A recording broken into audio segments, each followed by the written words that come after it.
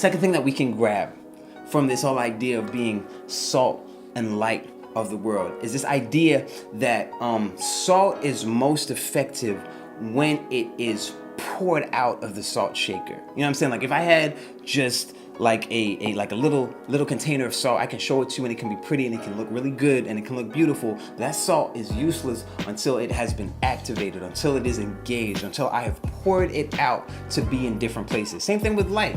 Light is really only effective when it's placed in the midst of darkness. A lot of us, when we become believers, we take on this idea that, listen, God has saved me in order to save me and I'm gonna go to heaven. And so I need to withdraw myself completely from this world. I need to withdraw myself from any type of darkness. I'm just going to preserve and isolate until I can make it to heaven. I'm gonna become internally focused on my journey to get to heaven, and I'm gonna forget about the world. But that's not useful. That's not what God means when he says, I want you to be salt and I want you to be light. That literally inherently means that the person that you are fundamentally, internally, that God has called you to be, that he's taking you through a process of unlocking and digging into so that you can be revealed to this world, that person is meant to be shared with others. That person is meant to now contend with darkness. It's meant to contend with difficulty. It's meant to contend with pain. It's meant to exist within the world, because otherwise you essentially just become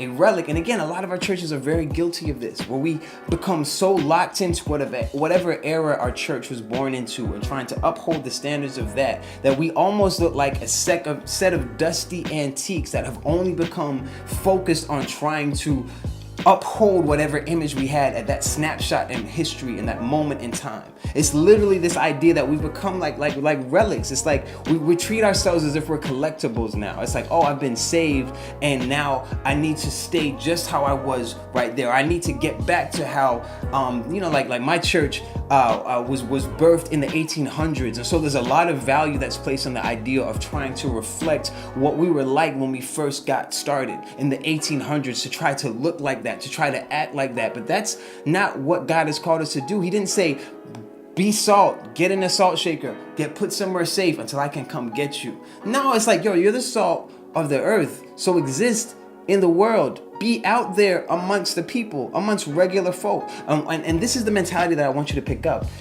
There is a value to who you are internally that will only be unlocked in an experience when it comes in contact with others, when it comes in contact with other ideas, when it comes in contact with the world, and when it is that you engage the darkness of this world is where you will start to see the inner greatness of you released upon the world. Salt is meant to be dispersed. Light is meant to shine.